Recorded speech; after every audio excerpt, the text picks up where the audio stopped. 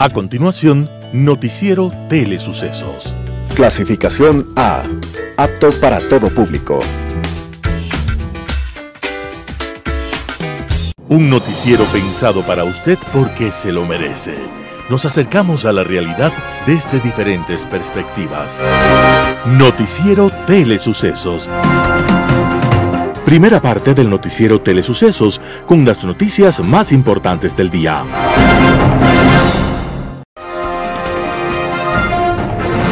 Un día como hoy. Cuando los indígenas guaraníes quisieron avanzar hacia el sur, encontraron la resistencia férrea de un grupo local al que llamaron los querandíes. Estos indígenas eran de hermoso físico, elevada estatura, seminómadas y sumamente belicosos. Eran grandes cazadores y corredores, y hasta sus dominios llegó un español llamado Pedro de Mendoza, que tuvo el deseo de fundar una ciudad al lado de un gran río. Pedro de Mendoza decidió llamarla Santa María del Buen Aire, en recuerdo de la Virgen que adoraban los marineros de Cerdeña. Pero aquellos territorios ya tenían dueño, y Mendoza enfrentó el duro ataque de los querandíes, que mataron a 40 españoles, aunque hubo más de 1000 bajas entre los nativos. Estos, no obstante, se replegaron, repitieron el ataque, y de aquella primera fundación de la ciudad no quedó más que un puñado de cenizas. Después de 1000 intentos no exentos de drama y heroísmo de parte y parte, los españoles lograron afianzar el puerto, y la ciudad creció hasta ser una de las más importantes del mundo. Para finales del siglo XIX y principios del XX, ya en Buenos Aires se exhibía cine, existían taxis, tranvía eléctrico y metro subterráneo, se transmitían programas de radio y se inauguraba el majestuoso Teatro Colón. Hoy Buenos Aires es una gran ciudad, culta, intensa, acogedora, que recuerda aquel 2 de febrero de 1536 como fecha simbólica de su nacimiento. Y así lo señala la historia, aunque hoy, en medio de la grandeza y el esplendor, no queda nada de aquel poblado tantas veces incendiado y tantas veces vuelto a levantar. Las principales noticias del día. Titulares. Se aprueba informe para segundo debate de ley que propone el incremento del IVA y se le tratará en el Pleno el 6 de febrero. Tribunal de la Corte Nacional niega habeas corpus a Daniel Salcedo. Quito acogerá el Adventure Elevate Latin American 2024. Los editoriales serán de Martín Pallares. Daniel Noboa le pegó a Rafael Correa donde más le duele. Alberto Dajic, la reducción del gasto. Fabián Corral, la caducidad de la vergüenza. Noticias del día. Se aprueba informe para segundo debate de ley que propone el incremento del IVA y se lo tratará en el Pleno el 6 de febrero. La Comisión de Desarrollo Económico de la Asamblea Nacional aprobó este 31 de enero del 2024, con 5 votos a favor, 3 en contra y una abstención, el informe para segundo debate del proyecto de ley para enfrentar el conflicto interno. Entre las principales novedades está que se descartó la contribución temporal sobre la remuneración de las personas naturales, que implicaba un pago para las personas que ganen más de $1000 al mes del sector público y privado. Se incluía también a personas que ofrecían su trabajo bajo la modalidad de prestación de servicios. La propuesta fue desestimada por todas las bancadas al afectar directamente al bolsillo de los ecuatorianos. Se mantiene el impuesto a la banca, un impuesto a las utilidades de las empresas, que el presidente de la República pueda subir o bajar el impuesto a la salida de divisas y subir el IVA a un punto de manera permanente y 2 de forma temporal. Una de las novedades del informe para segundo debate es que las cooperativas de ahorro y crédito también pagarán una contribución al igual que los bancos. El presidente de la Asamblea Nacional, Henry Kronfle, anunció que convocará al Pleno para el martes 6 de febrero con el fin de tratar en segundo debate el proyecto de ley económico urgente para enfrentar el conflicto armado interno. Un tribunal de la Corte Nacional de Justicia niega habeas corpus a Daniel Salcedo. Este 1 de febrero de 2024 se desarrolló la audiencia que tramitó el pedido de habeas corpus solicitado por Daniel Salcedo, uno de los 31 implicados en el caso Metástasis. Por unanimidad, el Tribunal de la Familia de la Corte Nacional de Justicia resolvió negar la acción de habeas corpus. En su argumentación, el magistrado señaló que no existe vulneración de ningún derecho, por lo que no hay una razón jurídica para la procedencia de la garantía constitucional. Durante su intervención en la audiencia, Daniel Salcedo aseguró que en los 13 días en los que se ha mantenido en el Centro de Privación de Libertad de Cotopaxi, ha recibido torturas y maltratos. Salcedo es uno de los 31 procesados en el caso Metástasis. La Fiscalía lo investiga por su relación con el narcotraficante Leandro Norero, quien fue asesinado en la cárcel el 3 de octubre de 2022. El 16 de enero pasado fue detenido en Panamá por haber ingresado a ese país de forma irregular. Fue repatriado a Ecuador y llevado a la cárcel 4 en Quito, y por un pedido de la Fiscalía se lo trasladó a la cárcel de Cotopaxi el 21 de enero. Además del caso Metástasis, donde se indaga un esquema de corrupción entre policías, jueces, fiscales, funcionarios del SNAI y abogados, Salcedo tiene una sentencia de 13 años de cárcel por un caso de lavado de activos resuelto por la Corte Nacional el pasado 5 de enero. Este último caso está relacionado con el blanqueamiento de los dineros provenientes de la venta de insumos médicos con sobreprecio durante la pandemia del COVID, en donde la red de empresas de Salcedo quedó al descubierto. Quito acogerá el Adventure Elevate Latin America 2024. Del 6 al 8 de mayo de este año, Quito se convertirá en la sede del prestigioso evento internacional de turismo de aventura Adventure Elevate Latin America 2024. Este encuentro contará con la participación de destacados operadores provenientes de varios países, quienes se reunirán para explorar las últimas tendencias y oportunidades en el emocionante mundo del turismo de aventura. Organizado por la Adventure Travel Trade Association, ATA, la red mundial más grande de líderes de viajes de aventura, el evento ofrecerá paneles creativos, talleres y debates sobre temas cruciales como negocios, tecnología y marketing en la industria del turismo. Además, los participantes tendrán la oportunidad de sumergirse en las experiencias de la aventura únicas que ofrece Quito, la joya ecuatoriana. Se espera que más de 400 profesionales del turismo de todo el mundo se congreguen en el Adventure Elevate Latin America 2024, convirtiendo a Quito en el epicentro de la industria.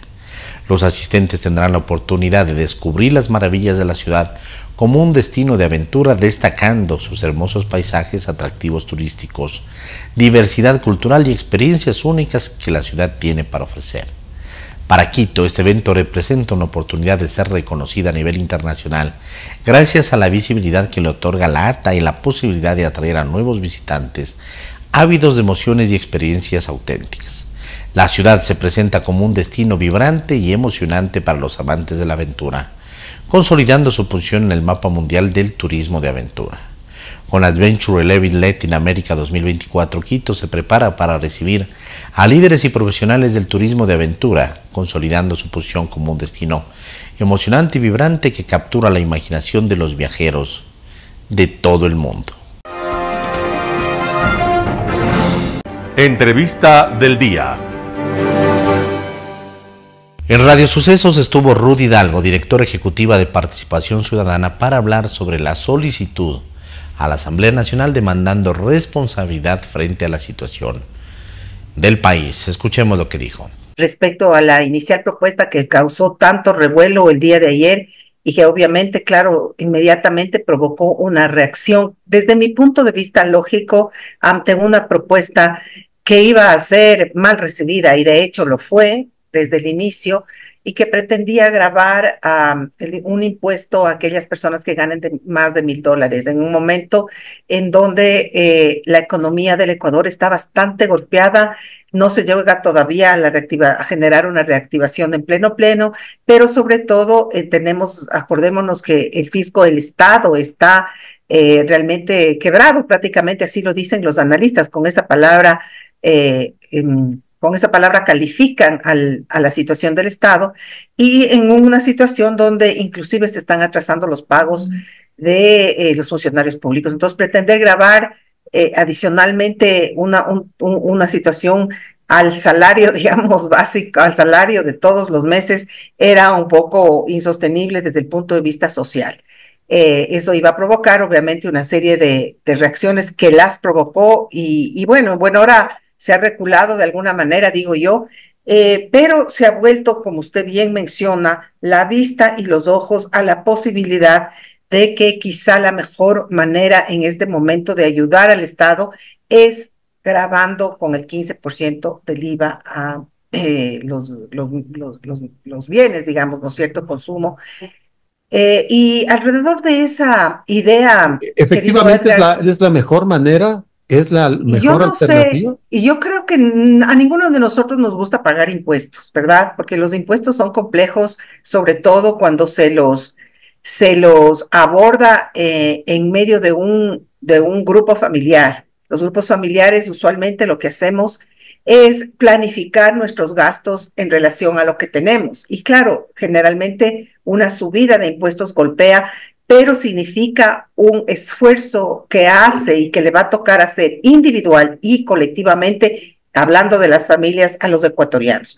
Pero hay una realidad y que ha motivado realmente el comunicado que usted hace mención y que es producto de una mesa de conversación de las cuales Participación Ciudadana lidera, de las múltiples mesas que lidera, y que ha sido justamente objeto de preocupación de analistas económicos serios y que van de la mano de la duda o la preocupación respecto a la amenaza que existe en este momento por el déficit fiscal que cerca de 6.000 millones de dólares que está atravesando el Estado en este momento y que dentro de las amenazas más importantes, Edgar, de no saber o no poder, más bien dicho, afrontar o paliar esta situación de 6.000 millones de déficit, es probable que lo que está en peligro y que nadie habla de eso porque es delicado, es quebrar el sistema monetario, contagiar al sistema financiero por una ruptura de la cadena de pagos y generar una crisis económica de magnitudes inéditas con consecuencias, creo yo, que va a ser funesto para todos los grupos, para los que menos tienen especialmente, pero también para la clase media, media alta y para todos. Y esta ruptura que estoy comentando es justamente es probable que pueda poner en peligro la misma dolarización.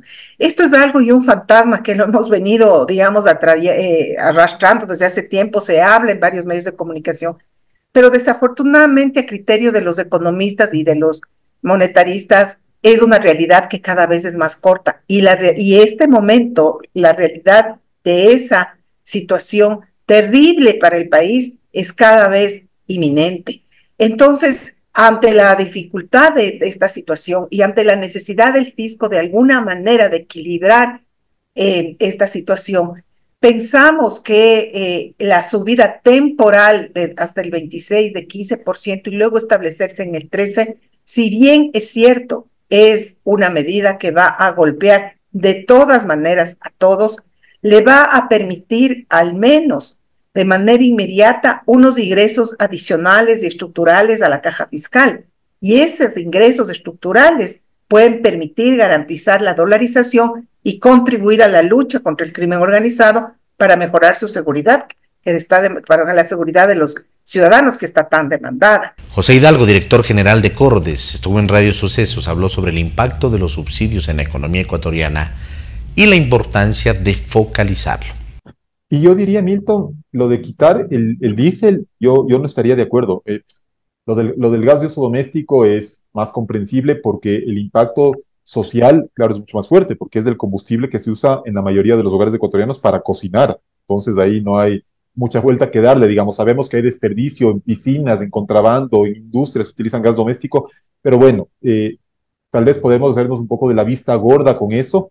Pero en el tema del diésel, no sé si recuerdas, además, hubo o se conoció hace poco esta decisión de la comunidad andina de que en las estaciones de servicio, en las gasolineras del Ecuador, camiones de los países vecinos tienen el derecho a cargar el diésel al precio subsidiado del Ecuador. Entonces, no estamos subsidiando únicamente al enemigo actual, que es el narcotráfico y que seguramente lucra y se beneficia de los precios de los combustibles subsidiados, sino que ahora también resulta que estamos destinando una parte de los recursos de los contribuyentes ecuatorianos o del Estado ecuatoriano para que camiones de otros países también puedan tanquear a precios subsidiados. Entonces, yo creo que más bien el tema de la focalización se tiene que centrar sobre todo en el tema del diésel, porque si es que se incrementa el precio de ese combustible, obviamente habría un impacto sobre el precio del transporte público y eso es lo que uno buscaría evitar, porque eso sí, obviamente afecta muchísimo. Digamos, una familia de 4 miembros que gana el salario básico, si es que el transporte público pasa de 25 o 30 centavos a 50 o 60,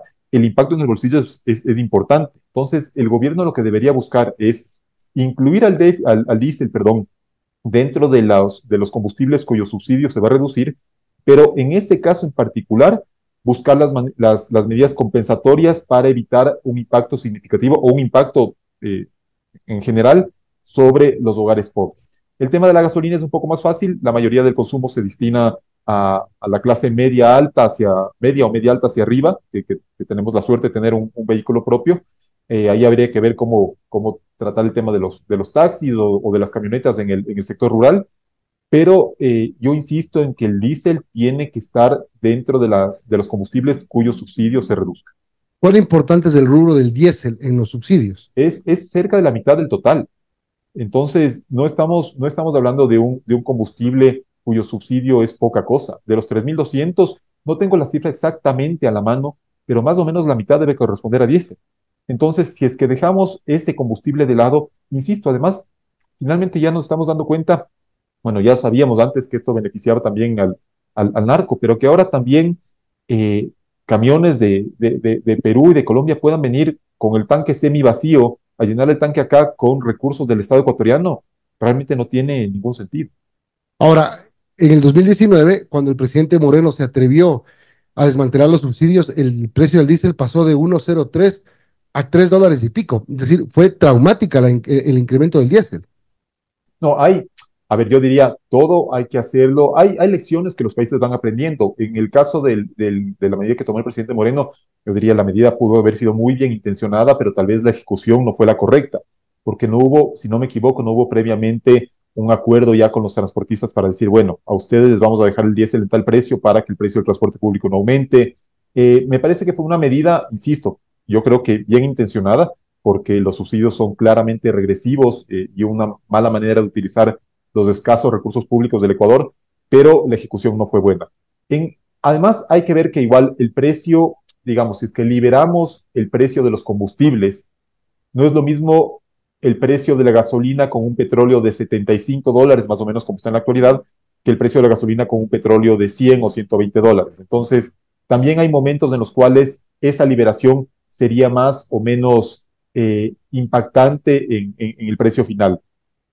Pero yo sí creo que la revisión tiene que incluir al diésel del valor actual. No sé cuánto debería aumentar, pero realmente si dejamos ese combustible de lado, el ahorro no es que va a ser despreciable, porque ahorita cualquier ahorro ayuda, pero no terminaría o dejaría menos que a medias la solución de un problema que ya nos viene acompañando durante décadas.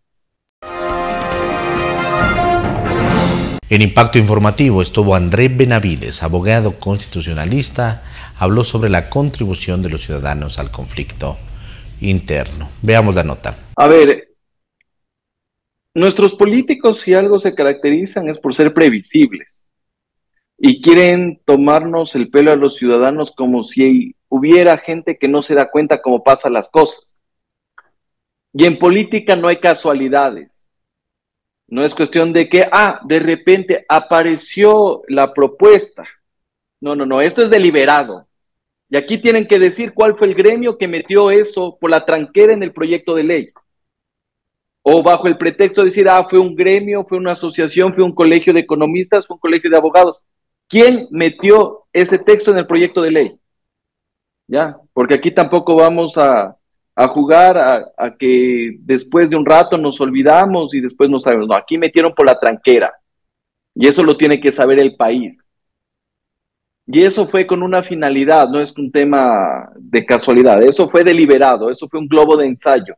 Mandaron un globo de ensayo para saber qué opinaba la ciudadanía y cómo podían medir la correlación de fuerzas políticas en la Asamblea Nacional. Pero era evidente, ¿sí? el rechazo no solamente en la Asamblea, era evidente que no iba a tener una aceptación en los ciudadanos. Pero por supuesto que va a tener apoyo en los ciudadanos ese impuesto disfrazado como contribución para el conflicto armado. Como sea, uno dice, bueno, haciendo un esfuerzo se paga más el IVA, pero que te metan una contribución a los ingresos, ya seas como dependiente o independiente, en función de tu facturación anterior, que eso es retroactivo, no, pues eso no tiene ningún tipo de justificación alguna.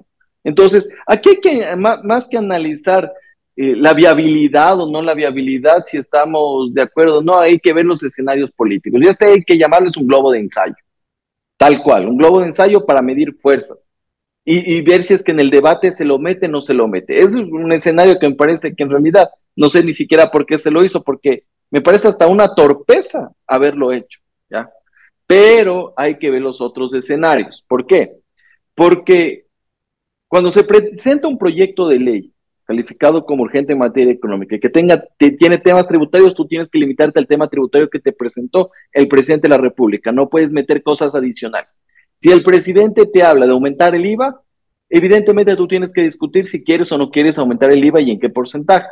Lo que tú no puedes hacer es, habilitaron este tema tributario y yo comienzo a modificar el impuesto a la renta, el impuesto a la salida de divisas, el impuesto al consumo de especiales. Tú no puedes hacer eso como asambleísta y eso hay que decirlo, ya, porque hay algunos que dicen, bueno, el impacto que no sea para los ciudadanos, sino que hagamos a los patrimonios más grandes. Tú no puedes hacer eso, por más que estemos de acuerdo, no puedes hacer eso. Y en esto hay que quedar claro, incluso con este proyecto o especie de proyecto que generó rechazo el día de hoy. Ni siquiera esto podría ser aprobado por la legislatura, porque solamente el Ejecutivo es el único que puede crear impuestos o suprimirlos.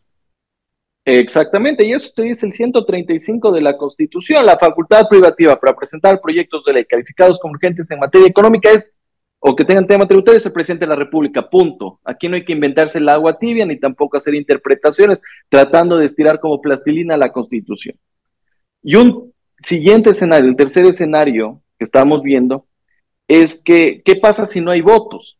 ¿Ya? Si es que no hay votos, lo que va a pasar es que entre en vigencia por el Ministerio de la Ley lo que fue presentado en primer momento por el presidente de la República, el aumento de 3 puntos del IVA. Ya, eso entraría en vigencia por el Ministerio de la Ley. Ahora, un cuarto escenario que hay que tomarlo en cuenta, me parece más riesgoso. Supongamos que decide en la Asamblea Nacional que ya se aumente 1 punto del IVA y por 1 año. Cuidado que el presidente de la República te puede vetar el proyecto de ley. Y después tú tienes que ratificarte respecto de lo que aprobaste en segundo debate. Si no tienes los 2/3 de votos, si a duras penas creo que este proyecto de ley va a pasar con mayoría absoluta, tratando de pescar ahí votos de los que son independientes. Después tener los 92 votos para ratificarte, cuidado y te sale el tiro por la culata. Y cuidado, y eso hay que decirlo, cuidado el presidente de la República en el veto presidencial meta cuestiones que no fueron debatidas ni aprobadas por la Asamblea Nacional. ¿Ya? Cuidado con eso, porque ahí estamos jugando a una inconstitucionalidad. Tenemos la presencia del doctor César Paz y Miño. Él es médico genetista, biólogo en genética molecular, fue presidente de la Sociedad Ecuatoriana de Genética Humana y actualmente es director del Centro de Investigación Genética y Genómica de la Universidad UTE. Doctor, bienvenido, ¿cómo está? Muchas gracias por la invitación, ¿todo bien? Muy gentil, muy gentil. Listo. Todo bien hasta aquí. Queremos hablar de un tema porque en los últimos días se ha hablado bastante o ha salido bastante información respecto a varios productos que se han ido encontrando en las perchas de supermercado, en las tiendas, es decir, productos que son de consumo, pudiéramos llamarlos incluso básico y masivo, Así es. Han detectado, y eso también es curioso, en ciertos lotes la presencia de plomo. ¿Qué tan riesgosa es la presencia de plomo dentro del aspecto genético del ser humano? Bueno, el plomo es un metal, está dentro de lo que en genética se conoce, bueno, en la medicina, metales pesados. Estos tienen problemas y dan problemas por 2 vías, digamos, la aguda si te intoxicas o la crónica cuando tienes exposiciones a largo plazo por dosis pequeñas. Por ejemplo, el plomo que bota la gasolina. Ese es a largo plazo en dosis relativamente pequeñas, pero tiene el mismo efecto que si viene transportado por alimentos o en el agua. Y entonces, al final de cuentas, el plomo lo que va a hacer es actuar directamente sobre el material genético de las personas. ¿De qué manera? Le rompe al material genético. Y eso produce algunas cosas. Una rotura del material genético puede estar relacionada a la activación o desactivación de genes, sobre todo en realidad de genes de cáncer. Eso es lo que se ha visto. También puede tener algo que ver con genes que están implicados en la formación de los embriones y de los fetos.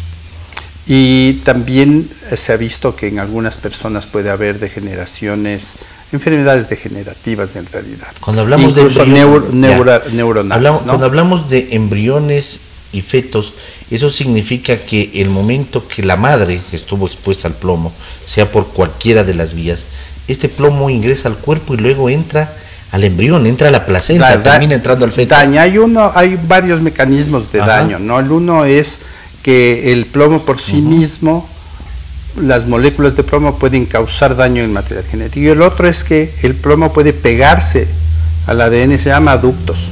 Y estos aductos que se adhieren al ADN son los que bloquean manifestaciones de los genes. Entonces, claro, una mujer expuesta, además se ha visto que puede pasar la barrera placentaria que hay entre la madre y el embrión y el feto, ¿no? Que por naturaleza es una barrera, es una burbuja, pero puede pasar, entonces, pero puede pasar. Al final de cuentas va a producir un daño por esa vía, ¿no? Por eso es que la alerta no va más allá solo del consumo, porque claro, el consumo de alimentos, aguas, etcétera, que ya se puede determinar, bueno, cómo así está este plomo ahí. Hay varias teorías de eso, entre otras, que aumenta el peso del producto para la venta. Y entonces tienes menos producto, más peso. Eso sería tremendo, ¿no? Claro, eso ya se sí lo están haciendo de esa manera. Claro, y también ahí viene otra cuestión, que es el tema del control no solo de esto, ¿no? Porque ya se está empezando a denunciar que como tenemos pobres controles de lo que nos está ingresando, estamos contaminados por plomo, por arsénico, por mercurio. Y entonces eso más bien llama la atención porque significaría que debemos tener un patrón de control mejor a los productos que vamos a alimentarnos o las aguas que estemos tomando para evitar estas contaminaciones. Entonces yo creo que por ahí también viene el tema y la corresponsabilidad, ¿no? O sea, no es solo decir, por último, es que no hay buenos sistemas de control. Y por último, aquí, pero sí hay buenos sistemas de control afuera. Y entonces si uno está, digamos, importando productos alimenticios que tienen una problemática de este tipo de contaminación, bueno, pues me baso en los estándares internacionales para traer al Ecuador los productos bien, pero no al revés, pues es decir, aquí no me controlan. Entonces eso es un riesgo de salud pública en relación al daño genético que pueden producir todos estos metales pesados. Un panorama de noticias para su estatura intelectual.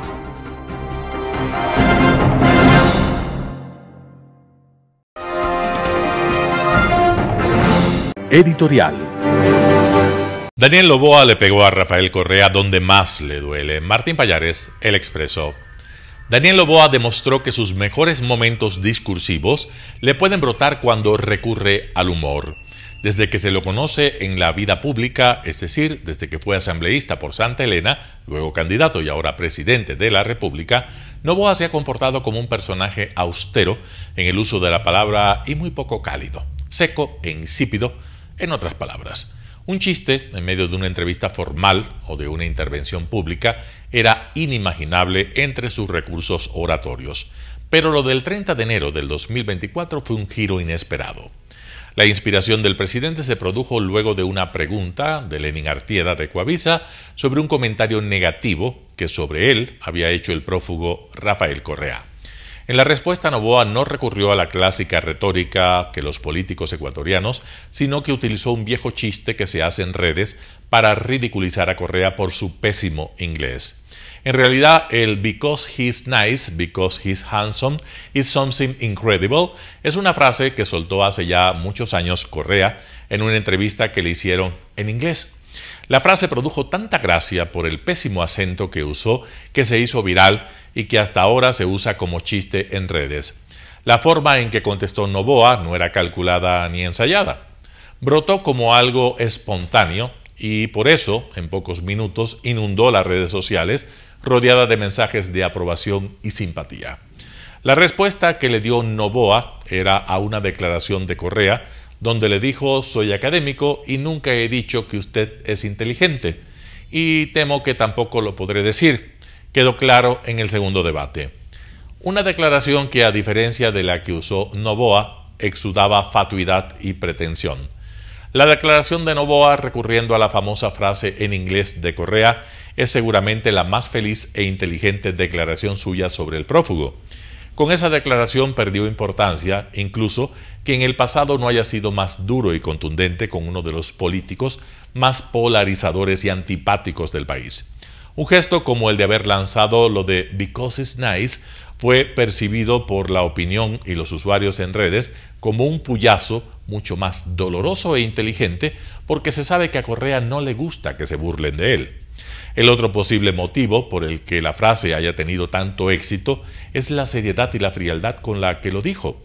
Correa no pudo aguantarse las ganas de contestarle: es evidente que usted debe hablar inglés mejor que yo. Si usted es gringo, yo un vulgar guayaquileño. Lo que sí le hace falta es mejorar bastante el español. En fin, #para tonto no se estudia, le escribió, pero con un detalle. Tuvo que poner 3 emojis como para que la gente se diera cuenta que era un chiste, porque no tenía gracia alguna. Lo de Noboa, en todo caso, fue un gesto que va a ayudar a aligerar su imagen, y eso le hace bien.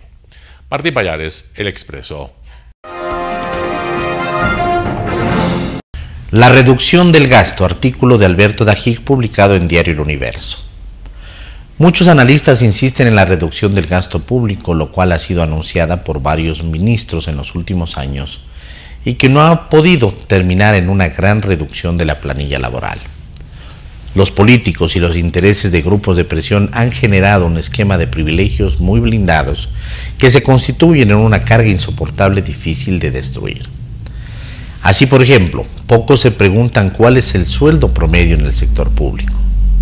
Pues resulta que es muchísimo más alto que en el sector privado. Qué interesante sería que se haga un detallado análisis de la valoración de la escala salarial actual. Se encontrará que de los 10.000 millones de salarios que paga el presupuesto, siquiera un 30% es por salarios que están por encima de lo que la economía paga en todos los sectores productivos. ¿Se podría entonces poner un impuesto especial a los salarios del sector público? Ahí salen los argumentos garantistas de la Constitución.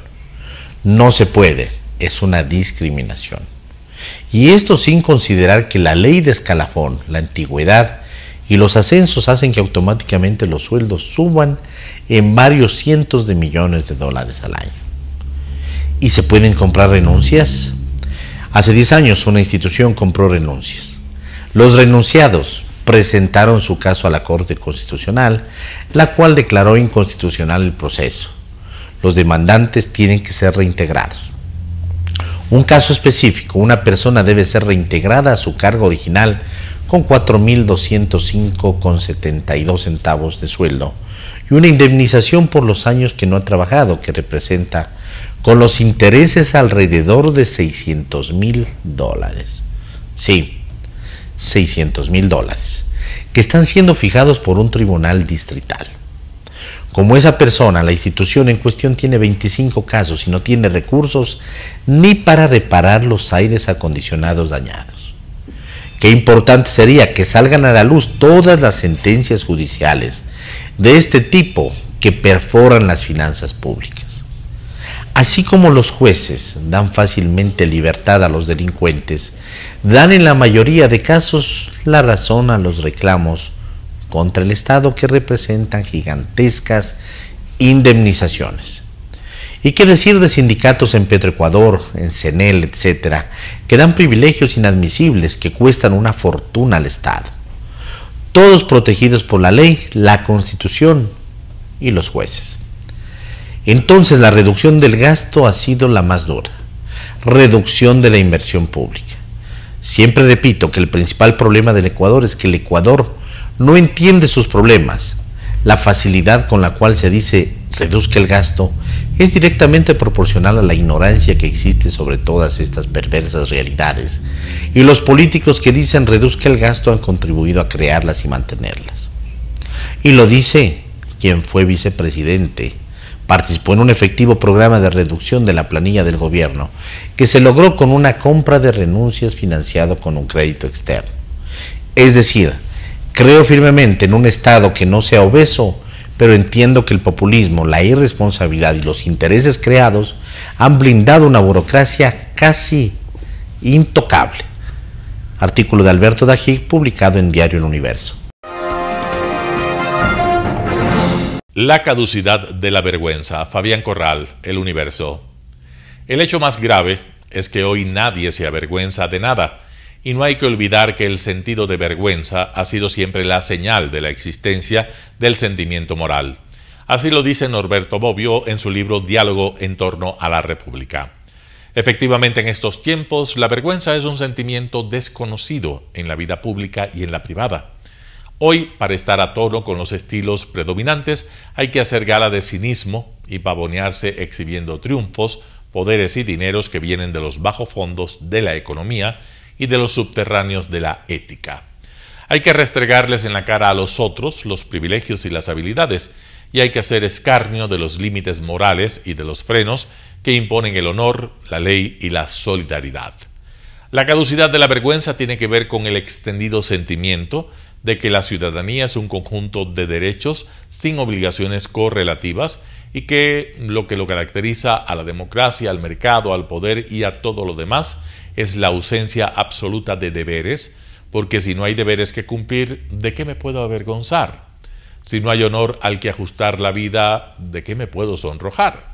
Si todo se justifica, ¿qué norma puedo violar? Nuestros problemas son principalmente morales. La crisis de la legalidad y el derrumbe de las instituciones tienen como antecedentes el sentimiento de desprecio a las reglas y el endiosamiento social de la viveza para burlarlas. Se ha extendido la impresión de que la meta final es ganar a como de lugar, eludiendo las normas, avasallando los principios, triunfando sobre la ley y exhibiendo como trofeos los golpes de mano y la torva cabeza del abuso. Lo importante es asegurarse el éxito y protegerse de las responsabilidades, es decir, obrar con impunidad. No puede haber Estado de Derecho si la actitud general es considerar a la ley como estorbo y a los principios como prejuicios de viejos. No puede haber civilización y menos aún ciudadanía si la única guía de comportamientos y proyectos de tácticas y de juegos de poder y de mercado son los intereses, el ventajismo como institución y el enriquecimiento como dogma. No puede haber civilización sin un ápice de vergüenza y sin adarme de honor. Lo que hay en tales casos es un grupo de bárbaros, una masa de gente sin domesticar. ¿Es la obediencia a las reglas un valor social? ¿O el antivalor que predomina es la capacidad de anular la vergüenza y de neutralizar los sentimientos y los compromisos que debe imponer el deber y el homenaje a la responsabilidad? ¿Desde cuándo dejamos de sonrojarnos en la soledad de nuestras casas? ¿Desde cuándo el honor es odioso vocablo? ¿Cuándo perdimos la capacidad de sufrir por no haber cumplido nuestras obligaciones y nuestra palabra? No sé, pero ese día comenzó el declive que marca este tiempo y a los mínimos y aldeanos conflictos de países que, como este, viven enredados en perpetua decadencia institucional y en inacabable guerra civil mental. Ese día la sociedad dejó de ser sociedad y nació esto que tenemos. Fabián Corral, El Universo. Noticias internacionales. Los agricultores europeos trasladan su protesta a la cumbre de la Unión Europea en Bruselas. Los agricultores intensifican su presión sobre los líderes europeos con una protesta en Bruselas ante las puertas de la UE, que acoge este jueves una cumbre de los 27 Estados miembros. A los convoyes de tractores belgas se han sumado agricultores de Italia y otros países. Aunque la cumbre debía centrarse en la ayuda financiera a Ucrania, las protestas y la fuerte presión de los agricultores han forzado la inclusión del tema en la agenda. La Comisión Europea ya ha anunciado su intención de hacer concesiones, aunque la indignación no se desinfla. Los agricultores piden mejoras en la remuneración y protestan contra la competencia desleal, la estricta regulación y los crecientes costes.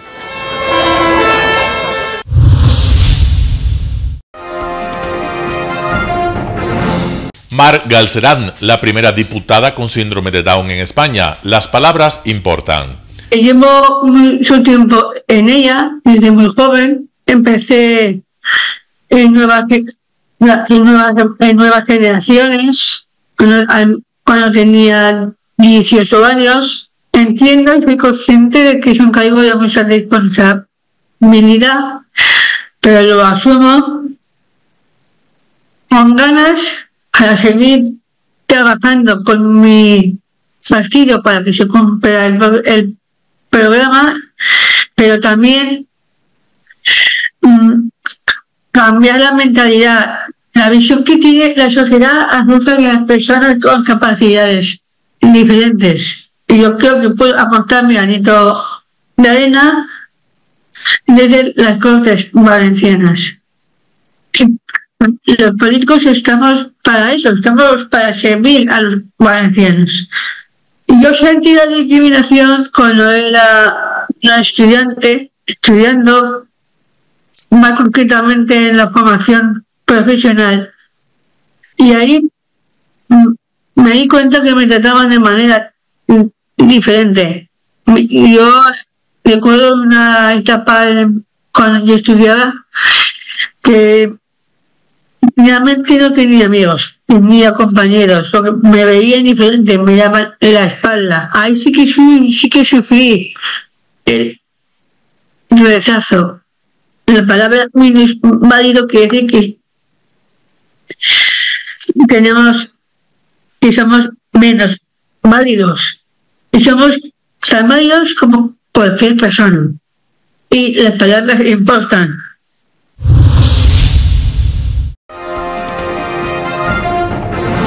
En Estados Unidos se espera una investigación para reanudar la ayuda para la ONU.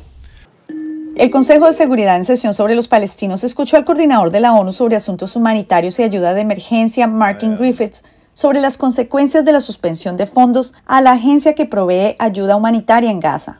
Los servicios de salvamento de esta agencia a más de las 3/4 partes de los residentes de Gaza, como lo mencionaron tantos Estados miembros, no deberían verse amenazados por las supuestas acciones de unos pocos individuos. Es una cuestión de extraordinaria desproporción.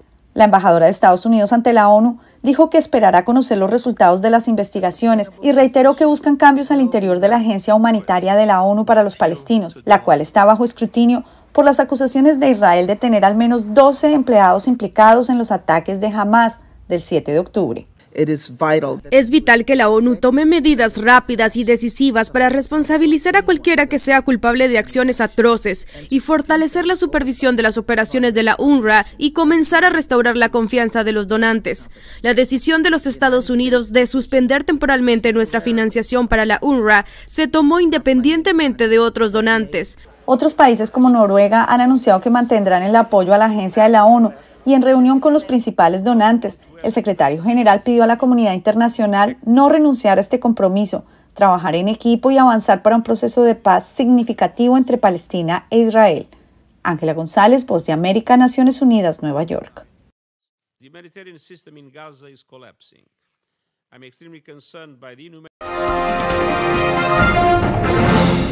La Unión Europea acuerda un paquete de 50.000 millones de euros para Ucrania. Lo que parecía un conflicto imposible se ha resuelto en apenas unos minutos. Los líderes de la Unión Europea han logrado convencer al primer ministro de Hungría y han aprobado un paquete financiero de 50.000 millones de euros para Ucrania. Tenemos un acuerdo, ha dicho el presidente del Consejo Europeo, Charles Michel, en un mensaje en X. La medida, según Michel, asegura una financiación firme a largo plazo y predecible para Ucrania. Orbán era el único líder que bloqueaba el acuerdo, pero durante la última semana ha estado sometido a una intensa presión que ha incluido amenazas de apartar al país de la toma de decisiones de la Unión Europea. En el nuevo texto se incluye la posibilidad de revisar el acuerdo cada 2 años, pero no habrá veto, lo que significa que Víktor Orbán ha cedido en sus exigencias.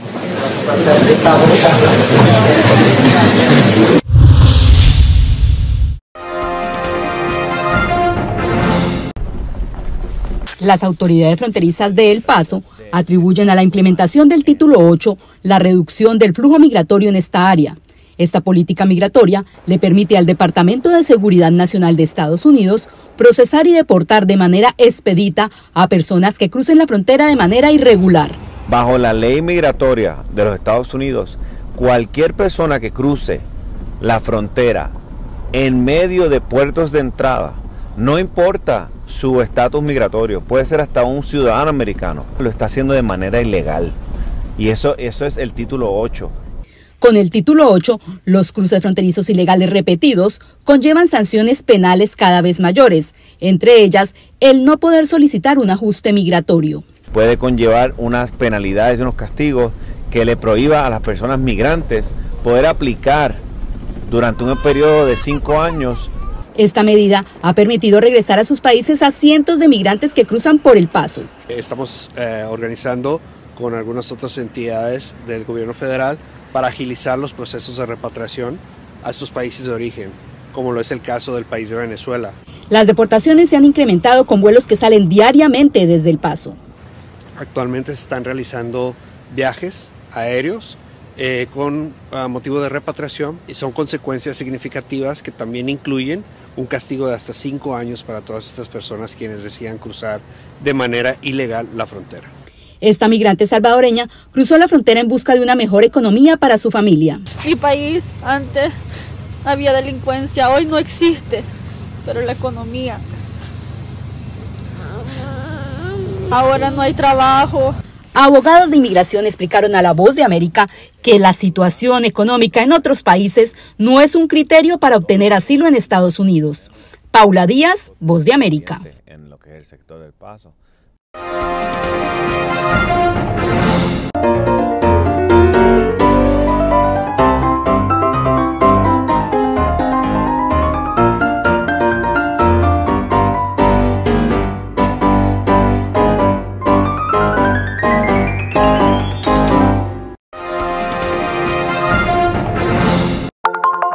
Telesucesos, Canal 29 UHF de la ciudad de Quito.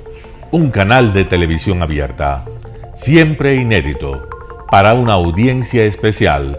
Somos cultura, educación, salud, opinión calificada, normas de vida. Y todas las tardes, de lunes a viernes, desde nuestros estudios en Arena Telesucesos, escenario propio destinado a promover el deporte. En tiempo real, usted y su familia, en su televisor, desde la comodidad de su hogar, disfrutarán de los partidos, eventos, campeonatos que realizamos diariamente de ecuavóley, básquet, box, lucha libre, cachascán, gimnasia, artes marciales, tenis de mesa, fútbol sala, transmisiones en vivo de los principales partidos de fútbol barrial y colegial. En fin, somos un canal inédito, inéditos en el deporte. Transmisiones de acción y conocimiento en el deporte. Espacio diario conducido por el arquitecto David López todas las tardes, de lunes a viernes, de 4 a 5 de la tarde.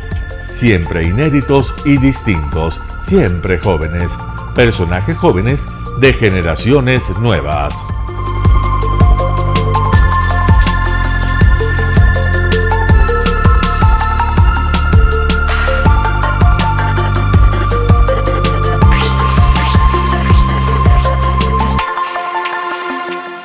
El término arena dejó tiempo atrás de ser sinónimo de muerte. Hoy es un espacio de vida, de desarrollo de una de las actividades básicas del comportamiento humano, el deporte, que quizá, como ninguna, moviliza sentimientos y emociones, elimina como principio la violencia, intereses personales, trampas, desunión e intrigas. El deporte, con sus valores, solo deberá entregar mensajes de bien para mejorar las actuales estructuras sociales y políticas en deterioro en las que vive nuestro país. Hoy entregamos a nuestra audiencia de la ciudad de Quito deportes y en especial a la parroquia de Calderón, uno de los sectores populares de mayor desarrollo de la ciudad, con una población estimada en 1 millón de habitantes que están en contacto diario con el canal 29 UHF, presente con sus instalaciones deportivas en Llano Grande, su centro de gravedad. Telesucesos, desde nuestro estudio principal y en el de Arena Telesucesos, es el único medio de televisión que transmite de lunes a viernes 4 horas diarias de diversos eventos y novedades deportivas: el ecuavóley, básquet, tenis de mesa, halterofilia, taekwondo, esgrima, box, cachascán, gimnasia olímpica. Pueden ser observados en Canal 29 UHF y en todas las redes sociales en su televisión, sin ningún costo, desde la comodidad de su hogar, en nuestro canal y en las redes sociales. Arena Telesucesos es el escenario en donde el deporte tiene vida. Nuestros invitados y jugadores están en la cancha junto a usted y como nunca antes en la pantalla de su televisor, acercándole a un espectáculo inolvidable de luz, color y fiesta. Por fin usted encuentra el deporte que practica y que nunca es transmitido ni considerado por otros medios de comunicación con la importancia que nosotros le damos. El ecuavóley es el gran protagonista en una cancha con todos los estándares y comodidad para su práctica. Es el único deporte ecuatoriano con partida de nacimiento ecuatoriana. Somos inéditos, nos acercamos al deporte popular de nuestra gente que comparte nuestros esfuerzos. En Arena Telesucesos, aparte del atractivo de los eventos deportivos que transmitimos con nuestra señal a los televisores de su hogar, también entregamos muchos de los valores que encierra el deporte y en especial privilegiamos nuestra identidad nacional en el ecuavóley, jerarquizando su presencia como el deporte con partida de nacimiento en nuestro país. Telesucesos no solo entrega en su programación de deportes un espectáculo, sino que impulsa, privilegia y exige a quienes participan que sean parte de los valores y méritos que el deporte encierra: esfuerzo, superación, perseverancia, respeto, solidaridad, compañerismo, disciplina, puntualidad, sana competencia, honradez en la cancha y fuera de ella. La práctica deportiva siempre generará beneficios positivos para su cuerpo y entregará salud estable, pero refuerza además la identidad personal y premia siempre el éxito conseguido. Estamos entregando a nuestra ciudad con Arena Telesucesos un esfuerzo más de un medio que es fiel a su identidad y que a través de sus contenidos de salud, cultura, opinión calificada y ahora deportes, pretende difundir lo que, aparte del entretenimiento, requiere nuestra gente. Lo hasta ahora realizado está hecho con mucho esfuerzo, pasión y el entusiasmo de nuestra parte, de nuestros empleados, trabajadores y pequeños empresarios que creen en nuestras motivaciones. Hemos dado los primeros pasos para este proyecto que seguiremos haciéndolo gracias a ustedes. Telesucesos, siempre inédito, nuestro canal online a la vanguardia tecnológica, 24 horas de programación continua a través de Internet. Telesucesos Internacional. En el Ecuador y en el mundo, Telesucesos Internacional.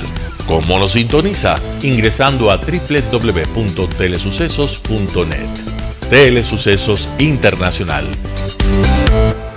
Telesucesos, el canal de televisión siempre inédito. El noticiero Telesucesos es retransmitido de lunes a viernes a las 7 horas por Radio Planeta Sur 106.1 FM de la ciudad de Loja. Noticiero Telesucesos.